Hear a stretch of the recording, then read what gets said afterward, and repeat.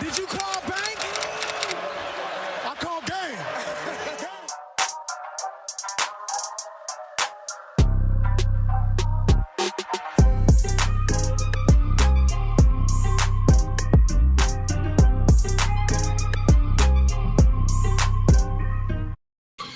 What's good, podcast world? What's good, YouTube? We're back for another episode of Charge It to the Game Sports Podcast. And as you can see, we got a very special guest in the building today, Coach William Edwards, Brown University. What's good, Coach? What's going on, man? Appreciate you guys having me today, man. This is No cool. doubt. No doubt, man. Like I said, very, very happy to have you in the building, man. And thank you for, like I said, overall just accepting my invite, man. I know that the way I reached out was a little maybe a little odd. But yeah, thanks for joining us, man. Nah, man, you got to do what you got to do, brother. I didn't look at it being odd. That's just how people communicate, you know what I mean, nowadays, by any means, Yeah, man. Now I'm glad. Any way I can help out, brother, I'm all in for it. No doubt, man. So I just for anybody that doesn't know, I actually reached out to Coach. So me and you actually are part of a special group, man. So it looks like it's the Black Coaches United organization, man. It's a great Facebook group. Looks like they really support each other, man. From my time of being in there, there's a lot of resources in there, man. A lot of good people from all walks of life and backgrounds, whether it be coaches, scouts, high school coaches. I guess what was one of your reasons for jumping into that group? I think that group happened right after George Floyd. You know what I mean? I think just a lot of people. That's coming up in the the year anniversary. That triggered a lot of emotions, as you know, man. And and I think just a lot of different communities were just coming together, and someone on there, was smart enough, to put that together, and then just everybody just started inviting their peoples, and I don't know, I wasn't one of the originals. I don't know. I think I was to the beginning of it. I was up in there, right? But, for me, it's just to network and to support and. Another way for people if they want to send me recruits, if I hear about jobs, that was the main focus. And like you said, there's a lot of content, a lot of files up there of people that shared information, which exactly.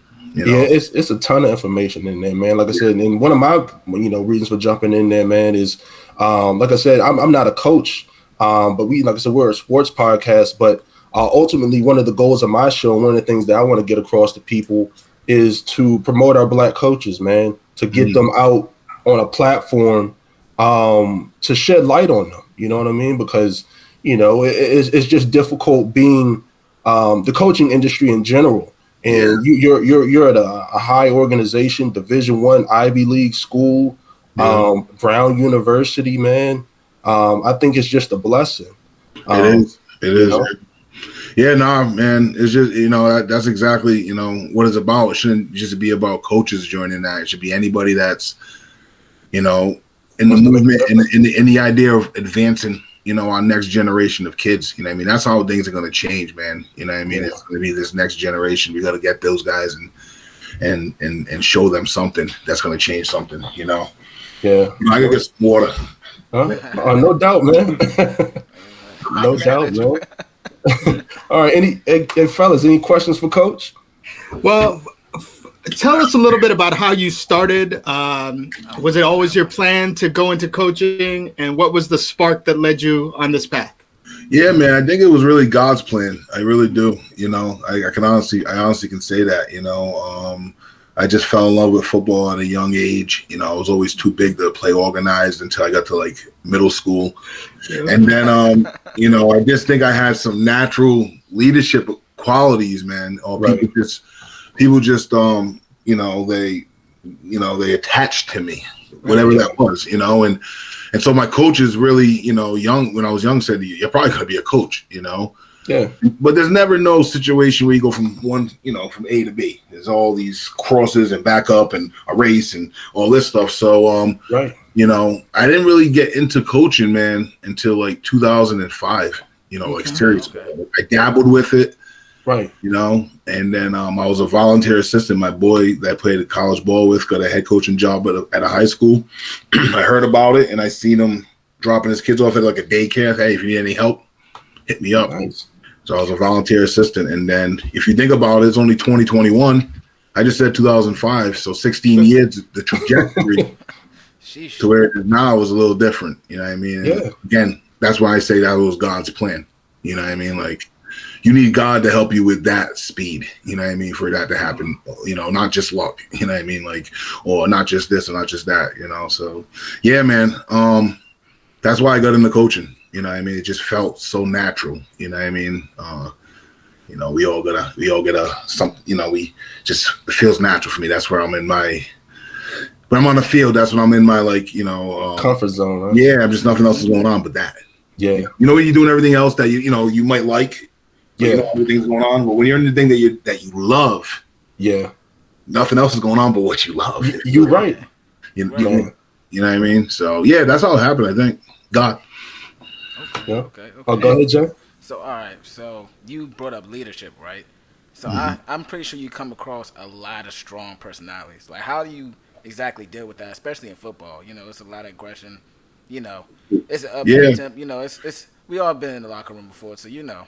And I just want to know, how do you handle that? Cause you know, with the kids is never really a problem. And I don't know, they don't, you know, they check themselves around me. You know what I mean? I don't play, but I know exactly what you're saying though, because when I came, so here's another thing I didn't tell you. This is I'm a little bit over 2 years at Brown University, which is my first collegiate coaching job. Okay. Prior to that, I was I was at a school called Moses Brown School, which is across the street from Brown University, which is a similar type of school, you know what I mean? Which Moses Brown is like a K through whatever, 12. And so I never had any problems with the kids. But when I came over from high school to Brown, dealing with the coaches, right, you know, it was an adjustment, you know what I mean? And then my last 8 years at Moses Brown, I was the head coach, you know what I mean? So I went from being, you know, the guy that shops for the groceries, the guy that cooks, the guy that, you know, does it all, to, right, I'm going to cut this tomato over here. Right. You know what I mean? Yeah. Let me know what you want me to do next. You know what I mean? So I so to answer your question, kind of in a way, I had a little learning curve dealing with, getting barked on or getting, firmly spoken to. You know what I mean? That was a little, I had to bite that down a little bit. You know what I mean? But it took me, but you know what though? It didn't happen a lot. But when it did, the first couple times, I was like, "Whoa, let me calm down, like dude." You know what I mean? Yeah. Because at the end of the day, we're all men. You know what I mean? Yeah. And I had to understand, and when stuff like that happens in life, you have to understand what triggered that person to do that. And then once you figure out why people treat you a certain way, what triggers them, I think, then you decide if it even matters for you to fight that battle anymore. Man. You know what I mean? At that point, I was just like, you know what? My mental health is more important. Right. But anyways, yeah, man, just dealing with those, that macho,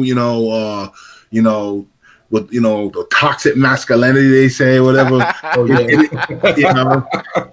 Yeah, right. Never go really much to high school level. Maybe against the rival coach, try to be hard. You know what I mean? But that the college level, you just gotta you had to deal with some everybody thinks they're Belichick. You know what I mean? So and I do too. Yeah. I ain't mad at you. You said does that make sense to what I'm saying? Yeah, no, absolutely makes sense. I mean, I never even really thought about the coaches clashing like that. But I could now that you've opened my mind to it, I can very much so see it. So yeah, man. It's like starting a new job, man. You just get used to it's change. You get used to doing something for so long, and then when you have to start somewhere else, you have to adjust no matter what. And then the curve is different depending on what you go from into something else. The learning curves will be different. Yeah, it wasn't bad though. It wasn't bad, but the first time I got bought, I was like, whoa. We were playing Harvard. We're at Harvard, and I'm up top. That was the other thing. That was another thing too. When I went from the high school level to the college level, at the high school level, I'm the head coach. I'm on the field. Right. It's the show. Yeah. My first year, they said, and I'm an offensive guy. First year, they said nobody coaching the outside linebackers. And you're not doing much with this, and you're up top. Oh, in the booth. So you ain't been on the field. I was always been on the field. Right. And so that's getting up to the booth is always a challenge because I'm a big guy. Yeah. And these are old Ivy League stadiums. Yeah. Oh yeah. bro, this is like, you got to picture like Greece. You know what I mean? Like those type of stadiums. Yo, Harvard's no joke, cuz. Yeah, man. Yo, my first, we played at Harvard. I said, why would I go down? Like at halftime, why would I go down? Exactly. Go down, get down there. Hey, what's up? Go right back up. Like that's how. So at halftime, I just stayed up there. I don't blame you, man. I'm mad at you. Shoot, man. Hey, Coach, tell me about your high school coaching career, man. I was reading an article, man. Looks like you were a monster of a high school coach, man. What, 70, 72 and 21 a high school record. Looks like you won what, five chips or 5 appearances? We were the Buffalo Bills, man, but we won a couple chips. Okay. Okay, so yeah, we went to 5 straight out here and we won 2. Wow. But I can say with the Buffalo Bills because the 3 we lost were against 3 teams that were legit. Like, so I can't say they weren't like, But anyways, yeah, man, we had a run over here, man. The school I coached at was an independent high school, K through 12, right across from Brown, called Moses Brown School. It's been around since 1784. Okay. It's like day school, 38 G's to go to a year. Like big. Wow. The demographic is mostly upper. You know what I mean? So I would get our peoples in there. You know what I mean? Right. Take care of those kids. And I was blessed though with that whole situation because those kids were all in. Not only were those kids all in, their families were all in. I like that. Once you get those 2 dynamics right there, man, it don't matter because now when we lift at 5:30 in the morning, they're driving. Right. They're dropping them off in the Beamers. You know what I mean? They're dropping and we get after it before school. So once they bought in and we got rolling, man, we were the second smallest school in the state of Rhode Island, which is a small state, but we played in one of the top divisions just because our kids just were all in. We had a really good coaching staff. My assistants were really good. And I was able to just orchestrate that shit. You know what I mean? Like just You know what I mean? Now, so yeah, that was a good run, man. That was a good run. That's what ended up getting me to Brown. The head coach at Brown, he was at Princeton as an OC at Princeton, and he's been around. He recruited kids and some of my kids, and we just became friends and relationships. You know what I mean? Like, yeah, my guy I work for right now is legit. The guy I work for right now, James Perry, look him up. Yeah. Okay. He's legit. Yeah, I saw his coaching background. He coached at a. He's been dealt his lumps, man. He's worked his way up through the ranks. He's just grow offensively, man. Like he just like everybody's up tempo and fast. We're like adrenaline fast. Like seriously, like we snap that ball. Our motto is more football. We want more football. We just want so a normal game is like 60 plays. We want to snap the ball 80. You know what I mean? And that's more football for offense. That's more football for defense. And so we're just mad aggressive. But the guy I was fine where I was at Moses Brown. Right. We could have kept doing our thing, blah, blah, blah. But I wanted a new challenge, and that's why I went across the street to Brown. It was football 24/7, 365. And yeah, man, that's how the high school career was fun, man. That's good. It was good being some of those city teams, man. I go to the bus, man, with me, 4 brothers on my staff, 2 other cats. And what I mean? And the city teams with all this jet sweep speed, and we're just out there tempo, and my kids are just form tackling nice, and full quarter. Those kids are tired. My kids are like, all right, yo, what's up? Let's keep going. Because we used to kill them in practice. Oh, really? Yeah, that's where it starts. Kill them in practice. So when they get to the game, it's like this is fun. Like, right. Then we go tempo. So this is what happens, right? You play a team that runs wing T or a team that runs the ball, and we're tempo when we throw the ball. And now we score fast up tempo, and now we stop them 3 and out. We score again. It's 14-0. Now they got to be someone who they're not. Right. Yeah. Now they're gonna try to be us. You know what I mean? They got to run. They got to throw the ball.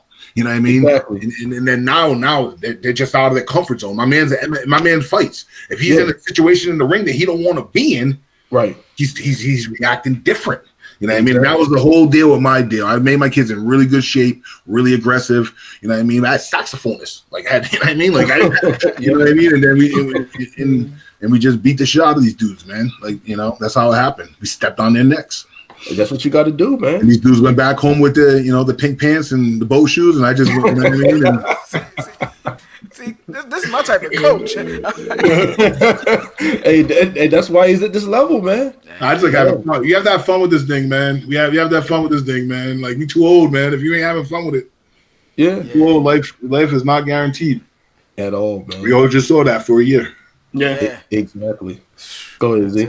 What was that like, having a year where the team had no football season canceled? How did the players adapt to that? And how were you able to kind of keep their heads together and go through that? Z, that's a good question, man. Like, that was challenging, man. Like, I would say Coach Perry, my boss, did a great job, like, really getting everybody together. And our message to our guys is, we're going to do the best at that, whatever we can do, than any team in our league. That's all we care about. Whatever we're allowed to do, we're going to do the best at it than Princeton, Harvard, Yale, and all these other guys. I mean, we're not going to be able to measure that. You know what I mean? We did a ton of stuff in this same type of format. We're doing a lot of Zooms, and, you know, we installed the whole thing again, and then we got creative, and we put the running back coach with the running backs with the linebackers coach, and we did know your foe, kind of like the art of war type of thing. Right.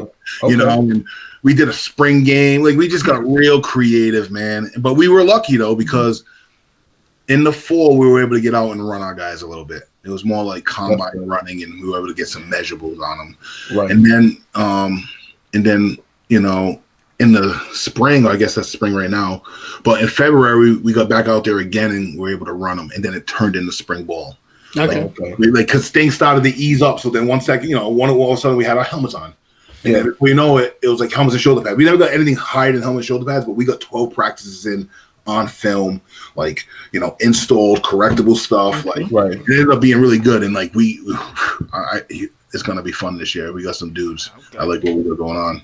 Let me ask you this, Coach. I'm really curious to see what your answer is for this question. What was the scouting process like? Because you guys, you guys got to scout your own talent. Yeah, the recruiting. Recruiting was really tough, man. Because there was a dead period, there was a dead period, so there was no travel. So we travel, man, six weeks out of the year. So we had to really do a lot of it through this format, really talk to coaches. A lot of them, because there was no camp, so a lot of the kids did these virtual combines that they viewed each other, and a lot of it's just, we hope these kids pan out that we're bringing in. Right. And the Ivy League's different. It's non-athletic scholarship. Yeah. So really? We have there's no money involved. Wow, I didn't know that. There's no paper involved. So, wow, that's something new. So here's the deal with that. How we offer you is, there's 16,000 people a year that apply to go to Brown. No, I'm sorry. 38,000 people a year apply to go to Brown for 1,600 spots. 1,600 spots. And we get, for sports, depending on your sport, you get these slotted positions. You know what I mean? So football, we get 30 a year. And what that means is I'm offering Z. What I mean by an offer, I'm not talking about money. We're talking about, I offer to support your admissions your application and admissions. Right. You know what I mean? And as long as you still have to fit these parameters. You can't be like, you still got to fit some parameters academically. Yeah. But I'm offering you that. And then it's all need based, meaning you're going to go to the FAFSA, but we have some of the greatest financial aid. We have kids that are coming here, that don't have money for free, just about. You know what I mean? Yeah. But it's not athletic scholarship. You know what I mean? So through grants, is it mostly grants? Yeah, it's just grants, or it's just money from Brown. Brown has a thing called the Brown Promise, meaning there's a whole level, like a pyramid, like depending on how much you make, how much they're gonna give you before you have to take out a loan. Like a sliding scale. Yeah, like a sliding scale. And so going back to the recruiting question. If a kid comes to Brown, says, I'm coming to Brown, thank you for taking me, Coach Edwards, I'm going to come play defensive end. And then he gets here for like one day and he hates it, hates football, he can stay at Brown. Really? Hell yeah. Because you don't have to play football. Right. He got into Brown. Like, there's no money involved. Yeah. You know what I mean? So that's a part of the recruiting that we have to worry about. We can't have quitters. If it's a scholarship person, you quit, give me your money. You know what I mean? Right. Yeah. You know what I'm saying? You see what I'm saying? So with the virtual thing, it was a lot of looking for red flags. How responsive a kid was, what the etiquette they had in the Zoom meetings. You know what I mean? Looking at teacher recommendations harder. Talking to coaches, talking to coaches from rival teams. You know what I mean? Right. Whereas if you were in person, you would maybe see the janitor and you would ask him, hey, we talk about what's up with Z? Is he a good kid? You know what I mean? Like, you know what I mean? So you guys asked them then? You guys asked them that? Like when you used to go, like the janitor. I want to know a lot of things about the kid because we're very we want to bring the right people in the locker room. We're very protective of our culture. And so if a kid's gonna tell you, yeah, I'm the greatest thing in the world, I want to go to Brown, his coach is gonna tell you that, everybody that's gonna tell you that, I want to see the random kid, you know what I mean, or the random janitor. I want to see the lunch lady. I'm not saying that happens every single time, but if the opportunity presents itself, I will use that tactic. Nice. You know what I mean? And that's something we couldn't use this year. Something we couldn't use this year because everything was virtual. So saying all that, the 27 we have coming, we're hoping that they all work out. And we believe, and honestly, we believe they do. Okay. 7 of them are mine, so they better work out. You know. Go ahead, G. I just a quick follow up. So, is it an advantage of the caliber of intelligence the students have who go to Brown to install all kinds of crazy creative stuff because they can pick it up? Concept of the game.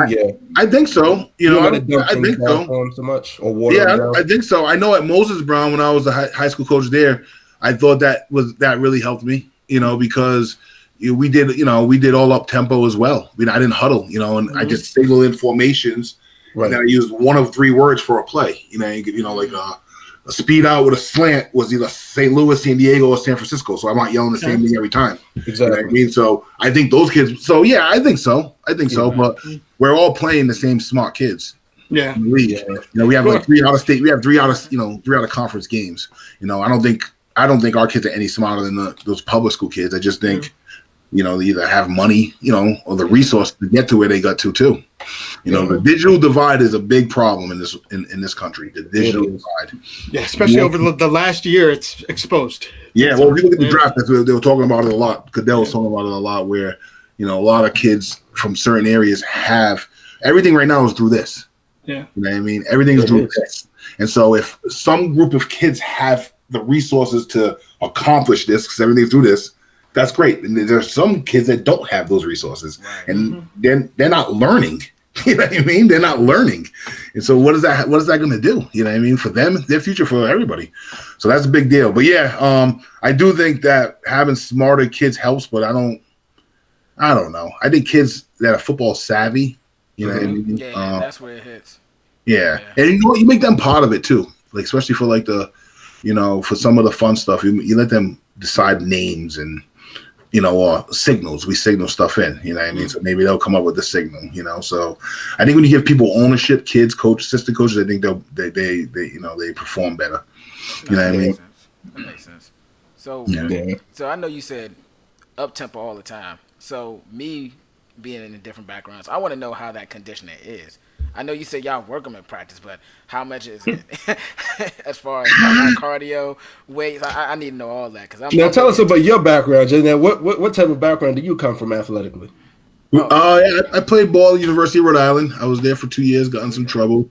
Went to Merrimack College, was there for a year. I ended up graduating from Johnson and Wales University, but I played at the University of Rhode Island and Merrimack for 3 out of 4 years of college. Okay. In high school, I was a fullback, big, many pounds ago. Were you like Mike Allstott? Yeah, man. I can run, man. I can run, man. I'm like Bettis, man. Oh, okay. I love my man. Yeah, the bus. Let's go. See that smile. Oh yeah. Yeah. Well, Jay, what was your question though? You were asking something. I'm sorry, man. No, you're good. No, it's just more so about the cardio and the training throughout the year. Yeah, keep up that. At the collegiate level, we don't run them. We only run them on Sundays. Oh wow. We play on Saturdays, and we only run them on Sundays because our practices we only practice for 2 hours on our prime days, Tuesdays and Wednesdays, and they're wars, meaning like. We have 2 hours, but we have 20 blocks. They're sprinting everywhere, from station for every single thing. So that's how we kind of get their conditioning in. Gotcha. At the high school level, I used to get on these dudes. You know what I mean? So but that's just that's how high school ball is. You know what I mean? Yeah. But at the college level, we don't. Only once a week we do formal conditioning. They're in season. Okay. Yeah. Cool, Yeah. cool. That's all right. Yeah. It's a good method not having burnt out. Yeah, that's James's thoughts. What he does is, we'll play Saturday, Sunday we'll bring them right back, and we'll condition, we'll watch film, we'll wrap up that game. We'll be done with that game. Monday's their mandatory day off, NCAA. You know what I mean? They have that one day off a week. It doesn't have to be Monday, but it has to be one day a week. We give them Monday off. That's the day that we're game planning anyways, so we don't want to see them anyways. Mm-hmm. And then Tuesday, we bring them in early in the morning, and we start talking about, we bring them like 7 o'clock in the morning. We say, hey, it's Columbia week. You know what I mean? We have a little bit of film Tuesday before school. And then we have practice Tuesday. It's a war. Mm-hmm. And then we have practice Wednesday. It's a war. We have meetings on Wednesday with the kids before. Wednesday's a war. And then Thursday is no sweat Thursday. No sweat Thursday. And basically the practice goes from 2 hours to an hour and a half. Okay. And we're just in helmets. Okay. And we're still going crazy, but it's no sweat Thursday. And then Friday, the day before the game, if we're not traveling or if we are traveling, we'll stop somewhere. We'll rev it back up again for an hour though. No equipment, no helmets, wherever we are, but we're running, we're going. So that's the model. Tuesday, Wednesday, war. Thursday, slow it down. Mm-hmm. Friday, and then play the game Saturday. And that's the Chip Kelly model that James got it from. That's the Oregon Chip Kelly model. Okay. But then you have Thursday in the middle of the week, which is something that I wouldn't do at the high school level. Right. But college level, we can get away with that. Gotcha. Oh, okay.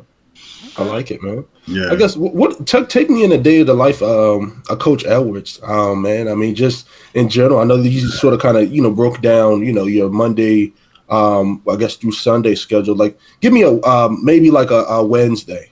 What is a normal Wednesday? What time of year it is? In season, it depends on if it's in season, out of season. On Wednesdays, what is Wednesdays? So Wednesdays are good. So here's what it is, right? Mm-hmm. Sundays we play Saturdays. Sundays we'll have to be in by like 10 or 11 Sunday, and we're there till like 11 at night. Easy. Mm-hmm. We have like an hour where we'll have our family come in and they'll eat with us. Okay, we'll do like a family Sunday. So that way but we're there just like getting ready for the next week. Right. Monday is 8 a.m. to 10, 11 o'clock p.m. Monday. It's crazy. This is in season. This is a long day. Yeah. It's in season.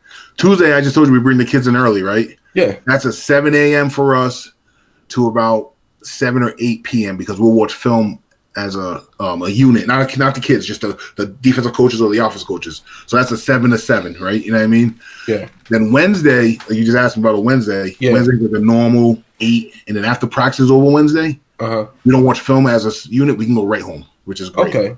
That's and then good. Thursday we come in early. But yeah, that's like, in season, we probably 60 to 70 hours a week. And then out of season, the strong 40, 50 hours. Right. Man. Yeah. It's all grinding. Yeah.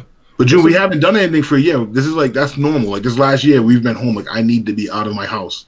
Like guys, I kid you not. Like kid you not. Like 2 weeks ago, because we were only allowed to have like half the staff in the office, another half, and I'm fully vaccinated. I have my own office. I'll shut the door with the mask on. 2 weeks ago, I said I am not staying in this house. I'm not. I'm getting up every day like I normally do. I'm putting sweats on. I'm putting on like some khakis. I'm going to work. Yeah, I'm going to work because I have to. I can't do that, man. That is crazy for a whole year in the house, man. And like especially for being an active guy, and like I said, just being a coach in general, man. I mean, you got to go up and do something. Now, tell me a little bit about your coaching style. Are you a yeller or are you more of an explainer? Tell me a little bit about that. I'm definitely animated. You know what I mean? I'm definitely animated. I love it. I like it. Until I get tired. Yeah.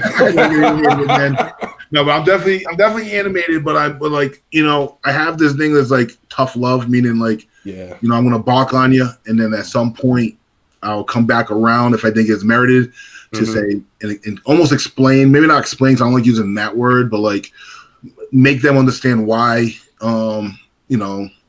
I balked on them.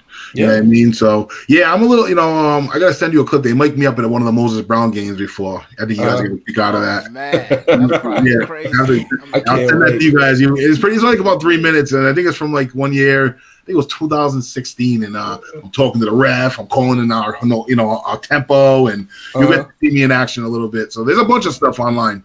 Okay, I can send you that one. I'll send you that one. Cool. Nice, man. Yeah, I love the game too much, man. Yeah, you know what I mean, this game gave me so much, and I'm not one of those old school like you got these. Our kids are different now. Yeah, they don't respond to the old, and I'm old school in a way, but I'm like the new old school, meaning like they don't respond to like just being the hammer. They don't.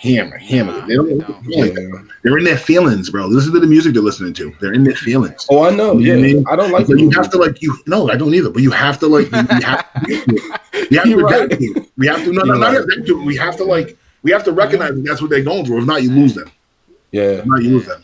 Sometimes I have to listen to that mumble stuff just to like. All right, this is what they're doing. Okay.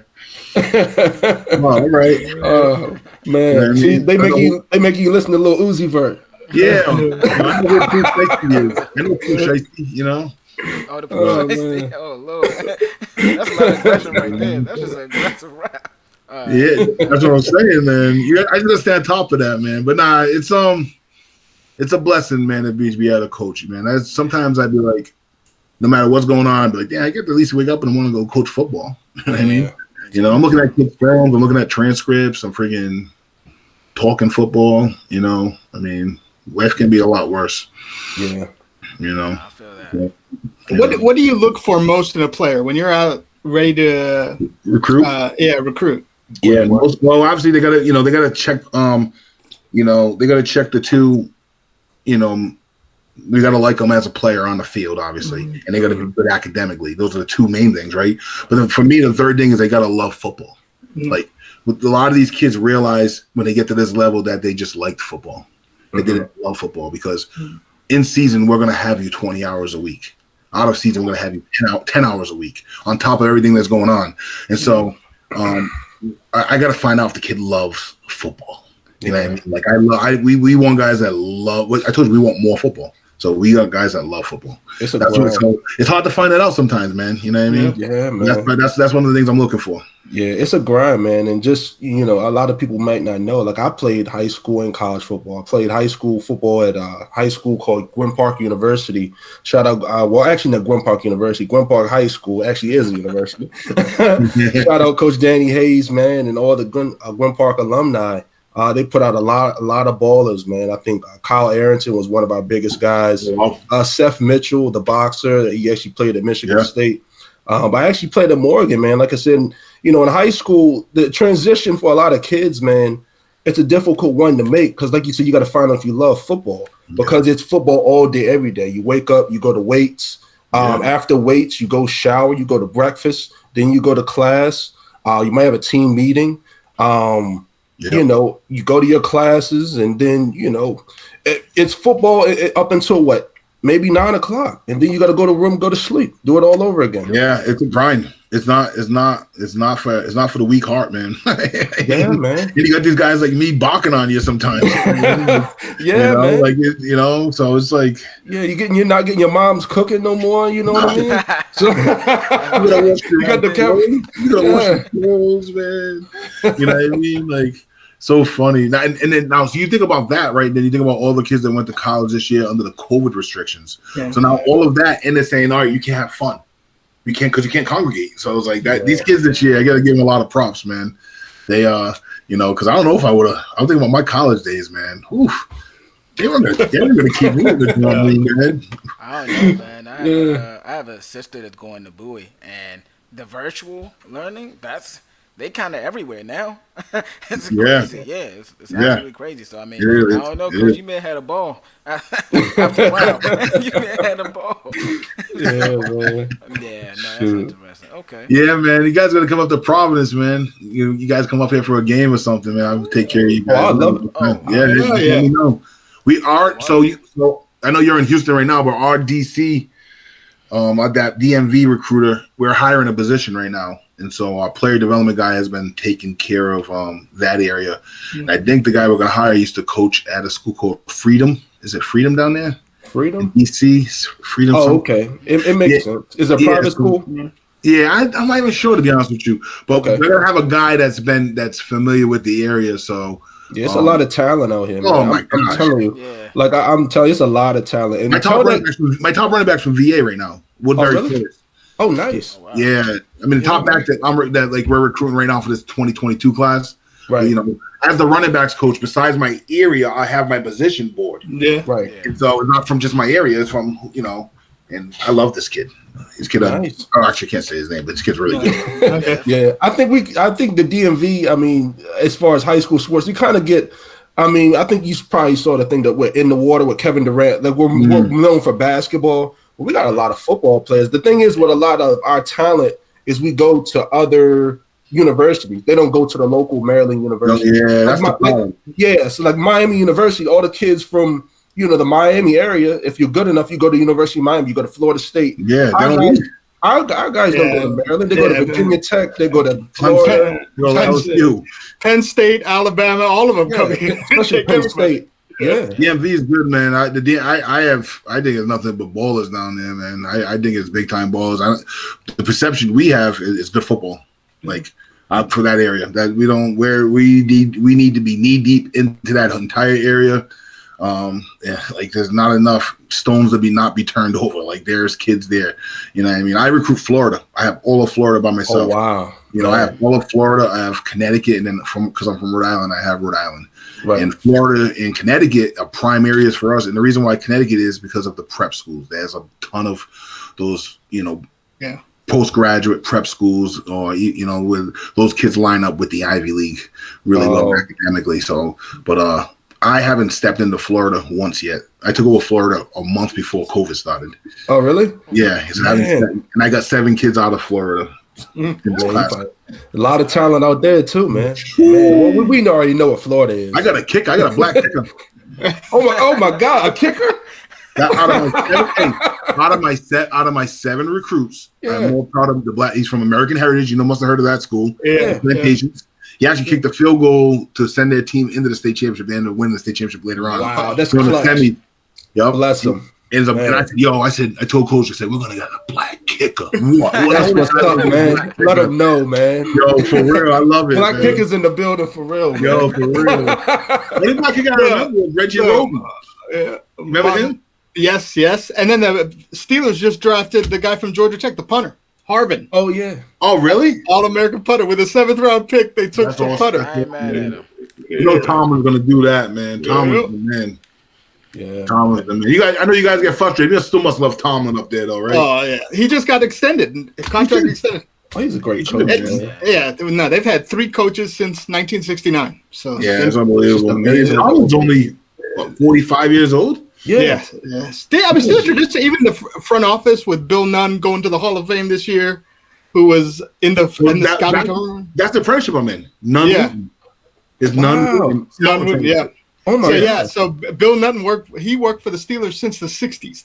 Their draft room is called the Bill Nunn draft room. Yeah. Wow. He's a pioneer. He's a pioneer in the whole, not only just for brothers, but for like the entire scouting. Yeah. Like he's just Jesus. Yeah, man. Man, shoot, Coach, tell us about that apprenticeship, man. Like I said, that was actually one of the questions I wanted to ask you. Can you tell us a little bit about what it is and I applied for, they have the Bill Walsh Minority Coaching Fellowship, and then alongside that, they have the Nun Wooten Scouting Apprenticeship, and I applied for it. The Los Angeles Rams reached out to me. They liked my my application and resume, and we did like a small video portfolio, and I did an interview. I interviewed with the director of scouting strategy. They had like a PR guy, and there was one other person. I did an initial video, virtual video, and shirt and tie and suit and all that stuff, and shorts and sneakers. And but I killed the interview, and I got I was one of 10 apprentices. They had 10 apprentices. It was all of us African American, 2 of which were women, African American women. Mm-hmm. And we had a huge summit. They did their own press release, and it was right after George Floyd, and it was doing their, which is cool. And I loved it. They had a huge 9-hour summit. This was happening, and but we went through we're on there with all the apprentices, not all their area scouts, but all their upper management scouts, their GM, the analytics, like all these big wig people, and they just did all the presentation. The GM did a lot of talking, and we had like an hour break in between. And the reason why those people can go in the NFL is because they can just keep talking. They weren't tired. Right. They don't get tired. Well, who was that? Kevin Gates doesn't get tired? Yeah. Bro, you know that. You can't get tired. And you got to figure out when you can take naps. If you could take a nap in this chair for 20 minutes, take that 20. So those people, I was tired. Yeah. I was ready to get off that Zoom after 9 hours. I can't lie to you. Right. These people from the Rams, it seemed to me like they were ready to keep going. They were like bots. They weren't even human. They were ready. I was like, whoa. Man. So anyway, we learned about on that day pro scouting, college scouting. You know, we learned about the salary cap, analytics, the flywheel he uses, all these things. And then what happened after that meeting is each apprentice was paired up with a mentor in the organization. And so one of my mentor was one of the guys that interviewed me is this kid named James Gladstone, who's the director of scouting strategy for them. He's a young cat from St. Louis, probably like 30, 31 years old.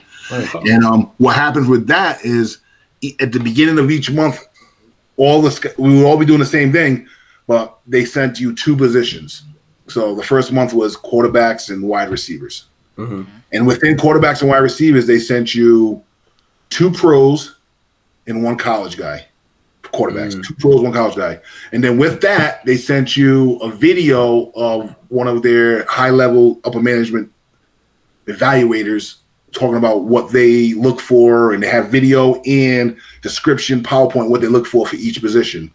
And then what you did, and then what they did, they gave me, like, I have all access to, I still do, to the Rams, all their video. You know what I mean? And they have all the college video. They have a whole scouting thing. And so what they did was they give you these 3 guys. They give you this video on what they did. And now you go out, and this is whole Excel thing, and, ranking them. And, I can show it to you guys.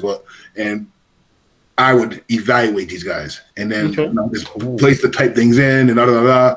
And then at the end of the month, or before the next positions came out, I would get on with James, and we would go through what I saw, the conclusions I came up with, and that's what we did. And that's what we did every month virtually. The plan was there was supposed to be some in-person touch points. So the plan was before COVID, it was actually I got hired after COVID, but we thought by December COVID would be done and there'll be some in-person touch points. Right. It was going to be the Mobile Senior Bowl. They were going to fly us down there and be a part of that process, the interviews. The I forgot which one it is, the NLPA. I don't know if that's the one in LA or the one in Florida, but there was another one in LA and there was another one in Florida. All-Star games. That was going to be in-person touch points, and then the combine. Right. And what happened was because of COVID, none of that happened. Oh yeah. All we got was the evaluations. And I can't say all we got because I'm lucky I got anything. Yeah. That's what I look at. What we got was the evaluations. And the film, and I learned that, and and I got to present. We all right before about a month and a half ago, each apprentice got to present one of the college players of the pool of people we had, and I had Gregory Rousseau. We were talking about earlier. Oh, wow. Okay. And so we had the draft. I didn't really, I wasn't really a part of that, obviously. And then we had one more post-draft summit meeting, and then that's it. It's over. Nice, man. Yeah, it was good though. I got something out of it, and I'm not gonna apply for it this year, but I'll apply for it next year because this year I just got a new position change at Brown. I'm coaching the running backs. I was the outside linebackers coach. I don't want to say I get because of no COVID. I guess it's been really, really good, and they say, all right, you got to go to the Giants training camp. I would love to do that, right? But I really want to do my job first, right? Got it. Transition, yeah, you know what I mean. So yeah, but it was good though, man. Yeah. We can put it on our resume, Yeah, I hear you, man. Not bad. So, how you feeling about this position change? And like you said, you coach outside line. You like it? You like coaching the running backs? Hell yeah, that's what I was. Oh yeah. Yeah, with you, my boy James, who's my boss, pulled the switcheroo on me because when he first hired me, well, have you come coach the running back? He got me in the building. You're gonna be coach outside. Which is like I was like, nah, it's cool. I it didn't matter. But honestly, I was always at Moses Brown. we were known offensively. We were known both, actually. We were known offense and defense, but we would slice you up offensively, boy. Ooh. And so it was really good for me to be on the defensive side of the ball and learn from that lens for 2 years. Right. You know what I mean? So I got to see what those guys emphasize, what those guys think about, and the reads and all that. In my comfort zone with that information, you know what I mean? Oh, yeah. Yeah, and then for resume wise, it's like, I got 2 years experience, 2.5 years experience on the defensive side, and say whatever it's going to be on the offensive side, you're just more valuable for the next job, or if there isn't, No doubt, man. I don't want to sound ignorant, but I'm trying to make money now. I think I did it for a long time for everything else, man. Yeah. That's that. Yeah, believe me. You got to do. Yeah, I mean, you got a family. I'm pretty sure you got a family, and you got. No, I'm just looking at the numbers, cuz I'm just looking at the numbers. Yeah, I mean, no, what I'm saying, like, not even Power 5. You say like a group of 5, like say like I don't even know, say like Akron running back coach. Let's say Kent State instead. That's right. No, that guy's making probably no Akron. He's probably making like 180. Yeah. Oh, really? Yeah, they got him from Syracuse. He was a Syracuse offensive coordinator. All right, so we'll leave Kent State and then we'll go to like Pittsburgh. Yep. Yeah. That guy's probably making 270. All right, we'll skip them. We're gonna go to like LSU. Right. The guy's making 800. Yeah. I'm doing okay, but I'm saying for so many years I did it for like everybody else, which is fine. Yeah, I'm still gonna do that. I'm still gonna impact, but at 45 almost, I'm ready to make a couple dollars more. Yeah, I feel you. You know what I mean? Life's about growth.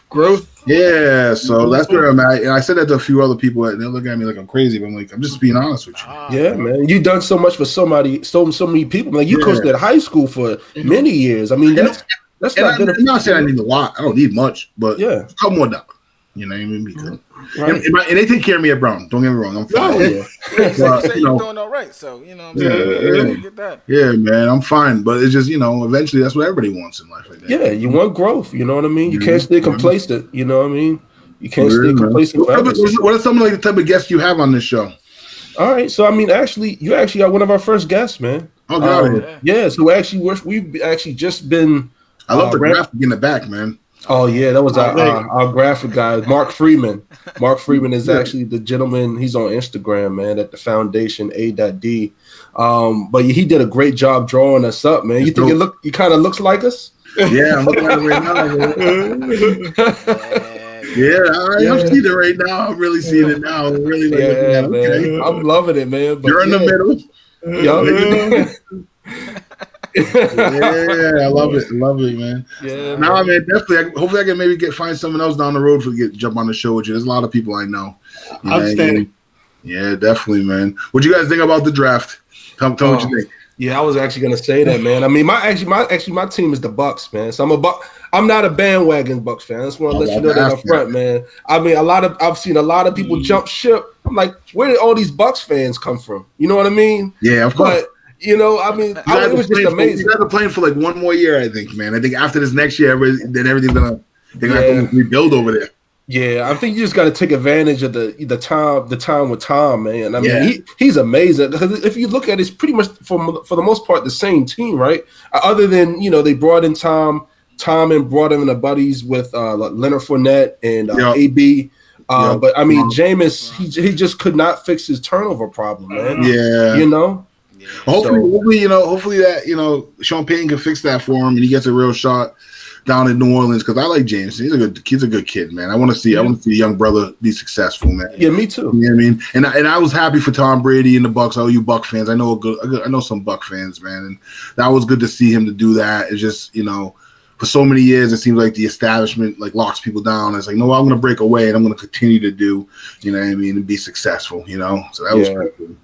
That was cool. Man. I grew up. I was a Cowboys fan, and then I turned into a Patriots fan as I became a coach. Not because they were successful, that helped. But as I became a coach, I started appreciating smart football. I really loved what Belichick does. You know what I mean? And then what also changed, I became a Patriots fan is when I was at Moses Brown, a lot of those people had like season tickets, and so I went to a ton of games. I went to a bunch of AFC. Oh, matter of fact, because you were very close to the area. Yeah, you're right down the street. Foxborough's 30 minutes away from Man, you got to see it firsthand, man. I mean, the stadium's right between us and Boston. Boston's an hour away. Wow. Oh, So we're right. So for us, for reference, we are about 2.5 hours to 3 hours, depending on traffic, northeast of New York City, Uh-huh. and about an hour south of Boston. Oh, okay. Okay, so and then we have water to the bottom of us. You know what I mean? Like Newport, and then we have like the city of Providence. It's some inner city, but it's a small city. So right. we experienced all that. Like we experienced, like the Red Sox sucked forever, and they had the Bambino curse. We experienced them, Yankees, and winning it. Like, and then they won like 1 or 2 more afterwards. When Garnett came and played for the Celtics, and they beat the Lakers that year. Yeah, but none of us experienced that until that year, and then we just all experienced the last 20 years of the Patriots. Like, you know what I mean? So it's been crazy around here. They throwing the team out there though, man. Belichick's tired of losing, man. You see all the guys he picked up. Oh my God, he's not playing. I'm interested to see what they can do, man. I'm interested to see are they gonna how long are they gonna ride with Cam? I mean, like, I love Cam, but something's wrong with his shoulder or something's wrong with you can tell. He is. The way his delivery is, he's on some throws, he's not like following through. Yeah, it looks like he's pushing the ball. Other throws, he's short arming them. Yeah, I don't think he ever fully recovered when he hurt his shoulder. You know what I mean? I don't think he ever really fully recovered from that, man. Me either. Go ahead. I said, and he had no weapons around him. That's what I was gonna say, man. Last year, a lot of people were knocking Cam last year. Who would he have to throw the ball to, man? He had Demir Bird and Nicole Harry, like. They had no tight ends. They actually still don't really have anybody. They have a couple tight ends now. I mean, they got one receiver in the draft. Yeah, we'll be interested to see what they do. Yeah, so they're trying to get back to the old offense where they use the tight ends. Yeah, and that's why they got Mac Jones. Mac Jones too. Yeah. Be interested to see how he does too. I mean, I like him, but I mean, it's easy to throw to Devontae Smith when he's wide open. You know what I mean? Just don't overthrow him, don't underthrow him. You know what I mean? Like, you have. I mean, I'm not trying to be funny, but you're sitting back there and you're just patting, and you see the offensive line for Alabama.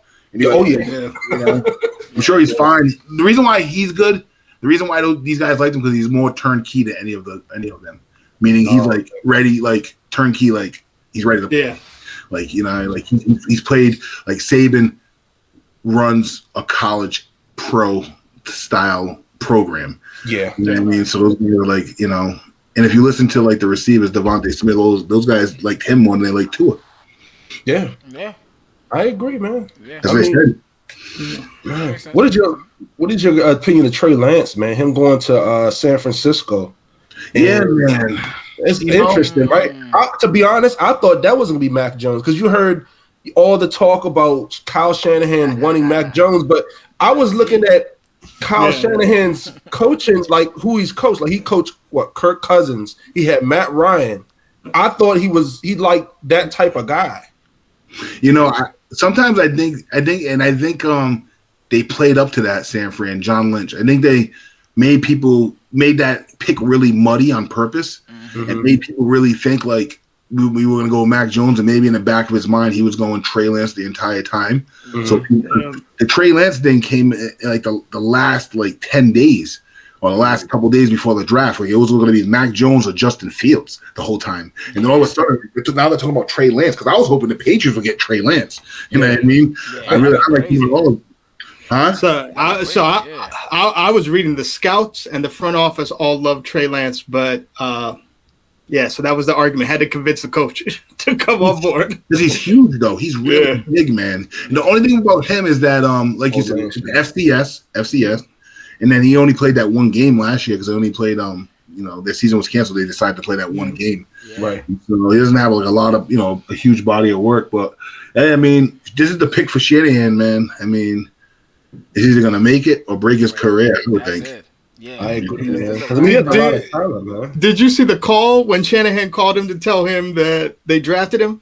No. So Trey said, "I had no idea," and he was like, "Nobody else in here did but me." Really? And he said, "You were my guy from day one. I don't know why to myself. I don't know why I don't know. I gotta see more out of Kyle Shanahan, man. I don't know. There's all these coaches, all these retreads, and all these college coaches, man. They get these They get these passes that some people don't get, man. Yeah, I know. We don't get. Like Kyle Shanahan, what has he done? He lost. He blew a lead versus the Patriots. He blew leads. Yep. And he goes, all right. He brought to San Fran the Super Bowl, but lost. Right. Like, okay, I understand. And that's his only winning season. That's his one winning season. Son, and he learned Alex Gibbs' zone scheme. Okay, I understand. Yeah. I need to see more. People sweating the wrong people, man. I know, man. I just don't like it. Like I said, it's just me and Z talk all the time. It's all about connections, man. I just don't like it because when these guys get fired, like even what's the guy, the Cowboys coach, Mike McCarthy. Remember he hired Smith? Oh, yeah. And then he ultimately got fired, and the Cowboys defense was trash. I mean, it was getting scorched, and they fired the hell out of dude. Yeah, Mike Nolan. Yeah, Mike Nolan. Yeah, Mike Nolan. I mean, it's just there's a lot of retreads, we call them. And then they brought in Dan Quinn.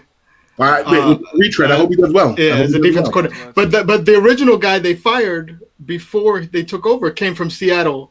Was Dan Quinn's guy. But here's the thing with Dan Quinn. Dan Quinn was good when he was a coordinator. When he was a head coach, he wasn't. Yeah. Some of these guys got to realize, like, go get your head coaching money.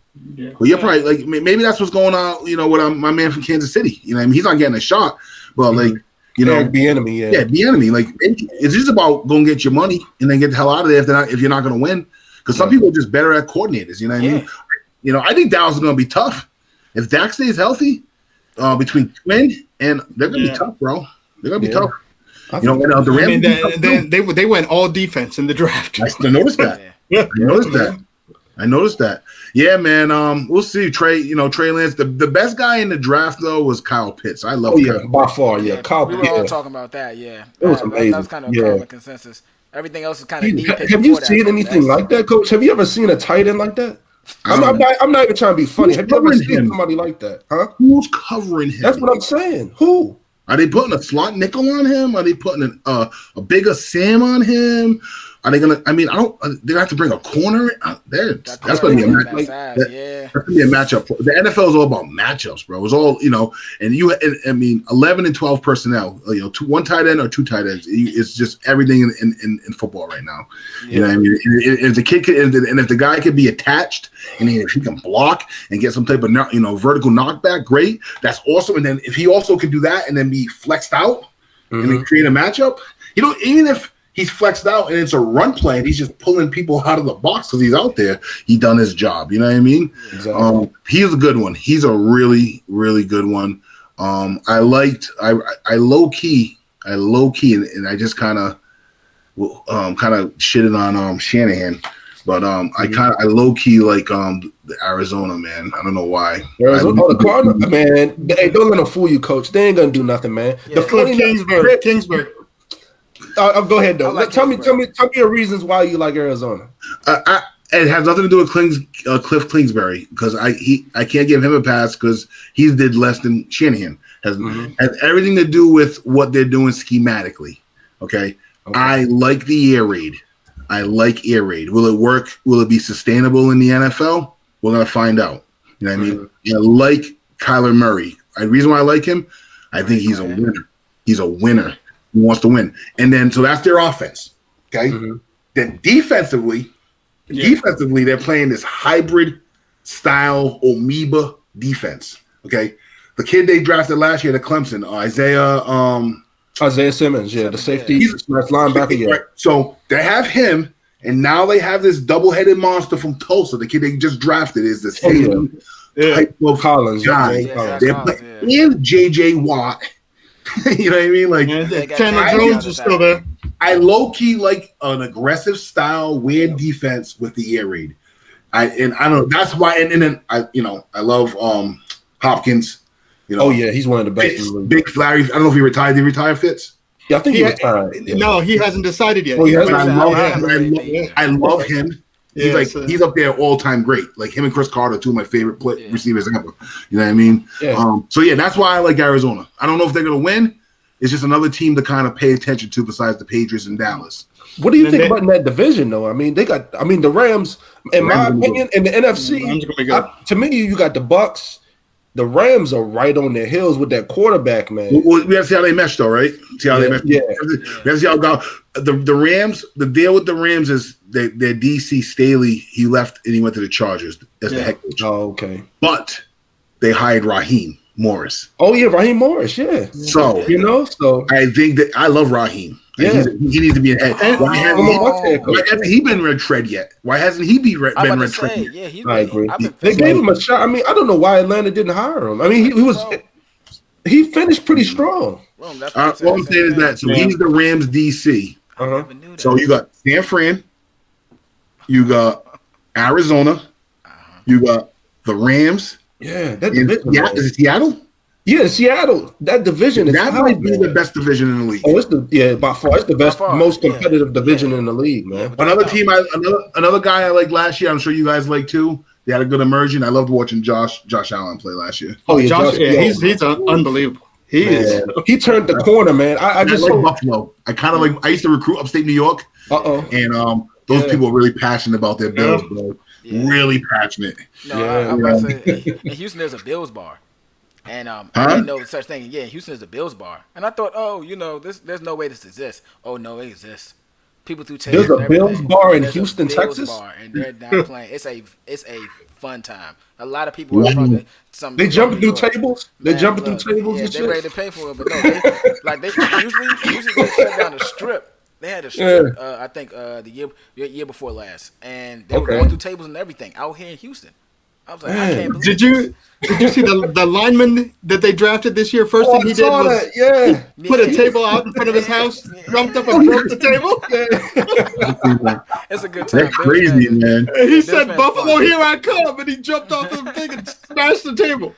That's all right. Yeah, and now he's a fan favorite now forever. Yo, they're passionate over there, man. Yeah, so passionate, man. So you say you're a Cowboys fan, huh? Yeah. So my godmother, I guess my god brother, her son was a Cowboys fan. Okay. And I was like 4 or 5, and so that's how I became a Cowboys fan. I love Tony Dorsett, and then when we got Herschel Walker, Western Pennsylvania, Tony Dorsett. Yes, sir. Yes, sir. So I loved all those guys. Like I said, I still have affinity for the Cowboys, but like I said, after just seeing Belichick do what he does, man, and just like that dude. When I was in college, so Dean Pease was the Kent State head coach. Left Kent to be the defensive line coach of the Patriots and won a ton of Super Bowls. Where's he at now, Dean?